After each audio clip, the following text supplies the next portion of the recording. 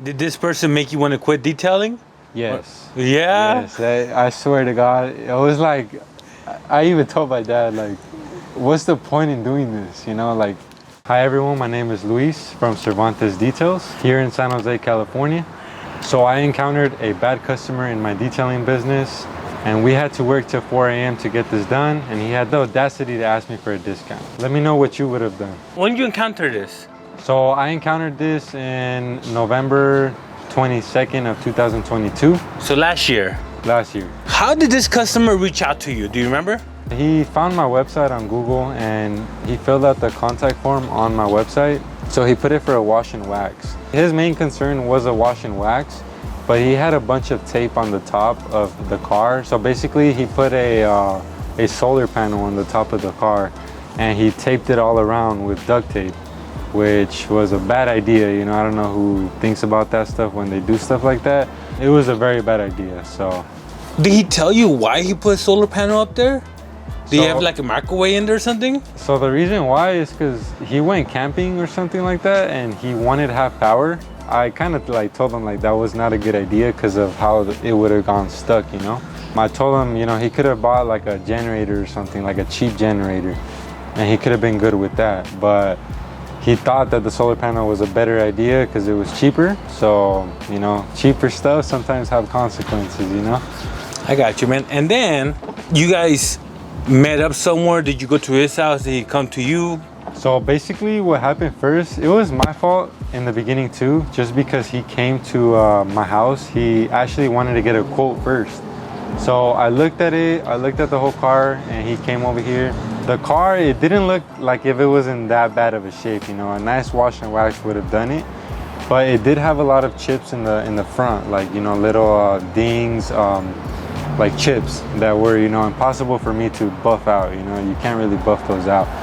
But he asked me if I can do touch-ups on them, and then he asked me if I can take the top of the tape off and then perform a wash and wax. I told him yes, I could get that done, but I'm not sure if I can take the top off, you know, because it was just too stuck on.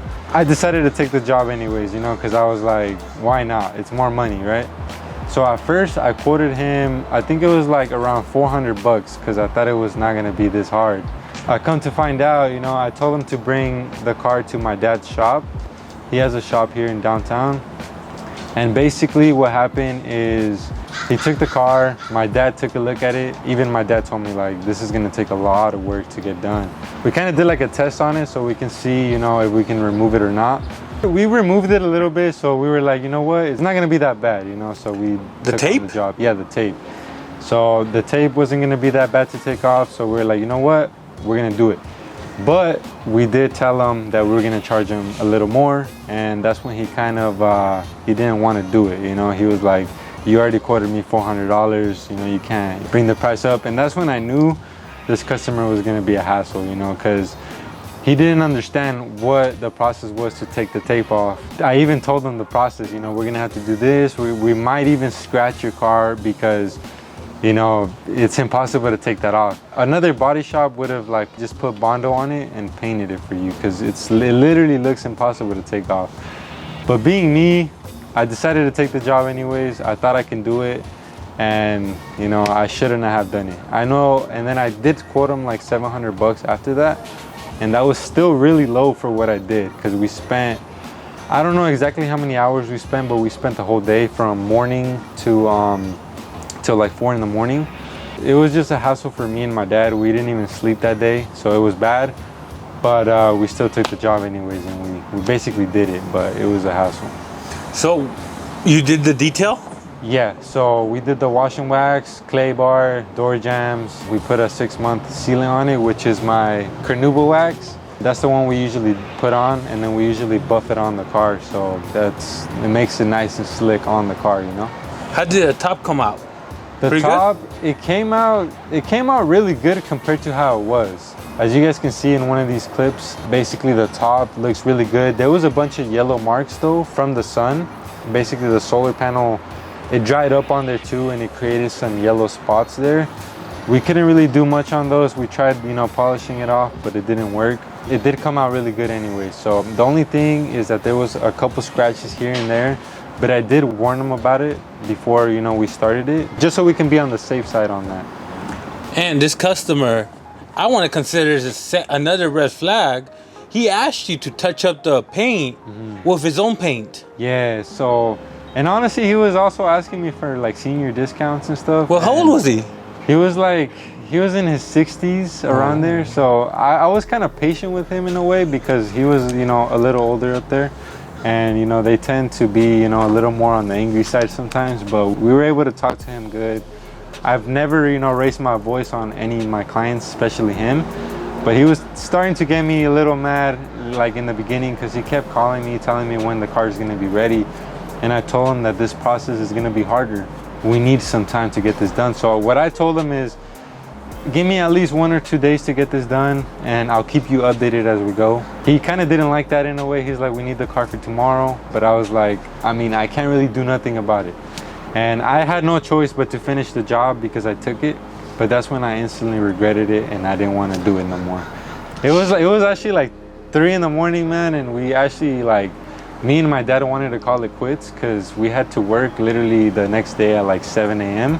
But we just kept going because we were like, you know what, this is part of the entrepreneurship journey. You know, you got to go through these things. So, yeah. So you're done at 4 in the morning. And then what? You call them, or do you wait to call them? Once we were done at 4 in the morning, we called it quits. Like, we didn't finish at 4 in the morning, we just called it quits. So basically the next day, the next morning, we kind of were doing the little touch-ups here and there just to finish everything off. And then that's when I called him, and then, you know, he was like, okay, perfect, I'll come by and check it out. So in the morning, it was like 2 hours later after we done finishing up the little touch-ups and the rims and stuff, tire shine and all that. He came, and then he saw the car parked on the parking spot, and he went to check it out. I know when a customer starts checking out the car like crazy, there's gonna be things that are gonna happen, you know? So he checked out the car, he looked around, see if, you know, there's imperfections. He kept pointing out every single little scratch on the car. So basically there's little dings here and there, scratches from like who knows where.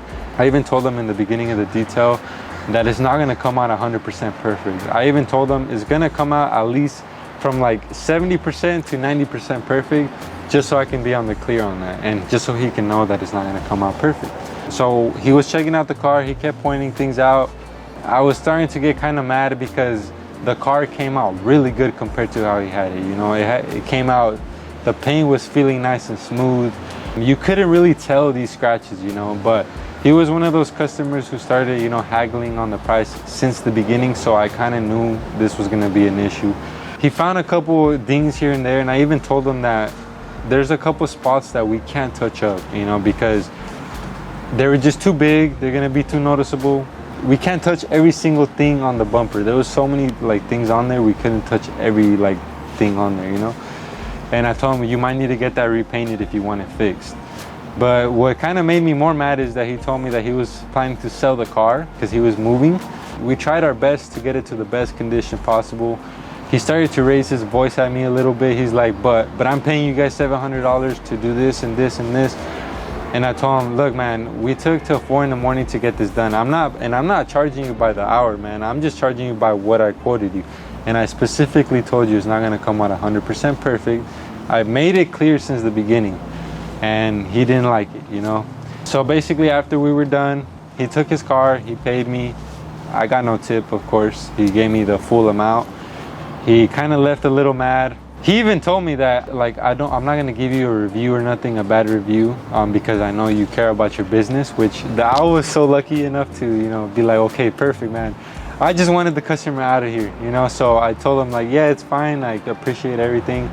And I didn't even like give him any more info as far as my Google thing, because I usually tell my client, if you want to give me a review, you can give me a review, but I didn't even bother to tell this guy. He took his car home and he called me. He's like, there's a couple spots that are missing. And at that moment, I was like, man, like I don't know what to do with this customer. I don't know how to get him off of my chest. So I went, of course I went, because I didn't want a 0-star review or something. Wait, missing? What missing? So basically there was a couple spots on, like, let's say the bottom part of the car, like on the side skirt. It was like stuck on paint. I didn't really see this either, so it was kind of my fault. Basically, it was stuck on paint. I don't know from where, but we couldn't remove it. It was like gray paint. I don't know exactly. He told me that, oh, you're missing this, and you're missing this and this. And then on the window, there was a couple like chips and stuff. And I told him, like, we can't fix windows. We don't specialize in fixing windows. There was a crack on the windshield too. It was like a small little crack, and he was making a big deal out of it. Wait, was he blaming you or saying that you should have fixed it or what? So basically, it looks like they're just like, it's like tree sap, but it's not tree sap. It's like, it's little like tiny pieces of glass. You know, you can kind of see that it's cracked. I kind of touched it too. It was the glass, so I can't really do much on that. But he understood, and he was like, okay, you know, you can't really do much on that. It's okay. But as far as the paint, there was a couple little, you know how sometimes trees be leaving like little dots on the cars? He was complaining on that. You know, we tried buffing it as much as we could with the wax, but some of those didn't want to come out. They're just too stuck on. You need to do like a paint correction to remove those. He was like, can you remove those? And I was like, I'll try my best. I showed him, you know, I kind of like showed him like that it's not going to come out. He was like, whatever, you know, it's cool. He told me that the top, it had a bunch of imperfections, but honestly, like I said, you guys can tell from one of these clips that we're gonna show you that it came out spotless compared to how it was. I know for a fact no other detailer in San Jose would have taken this job, because it took heat guns, it took sanding down a little bit of the top. We had to use a steamer. We had to use like some of those things to, like, you know, I don't know exactly what they're called, but a lot of like people that paint houses use them just to get in the corners and stuff. We kind of had to like scrub it off. We had to use a bunch of degreaser, a bunch of wax remover, solvent. We didn't use any thinner, so we just used as much as we can, and we wasted a lot of product. It was just a hassle, man. I'm gonna be honest with you. So how did it end? So he paid me. I mean, like at the end, he was just like that, and I was like, you know what, man, I can't do much anymore. If you didn't like my work, you know, you're more than free to, you know, like I even offered him a car wash, man, like just, you know, as a free service. But he told me, he's like, it's fine. I'm actually leaving the country, so I'm gonna be moving out. That's why I'm selling the car. So I was like, you know what, it's fine, man. You know, cool, whatever. I got him off my chest. He never contacted me ever again.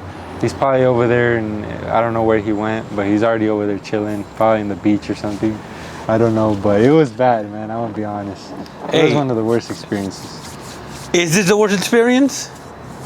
It's one of the worst experiences. I'm always able to manage those clients. Every time something like that happens, I usually offer them a free car wash, or, you know, something that's free, because customers like free. Or like, especially when I'm late to a customer's house, I always knock off like maybe 20 bucks, 10, 20 bucks. That way they can be happy, you know? Did this person make you want to quit detailing?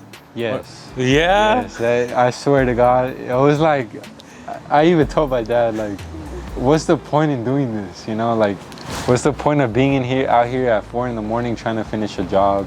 Yeah, it kind of made me want to quit. There's many situations where I wanted to quit my business, but like I said, I'm so hungry and like building this business to something bigger. So I kind of, you know, just stick to it. I was like, you know what, it's in the past, so whatever. I've had so many setbacks, but, you know, that's just part of being a business owner, I guess.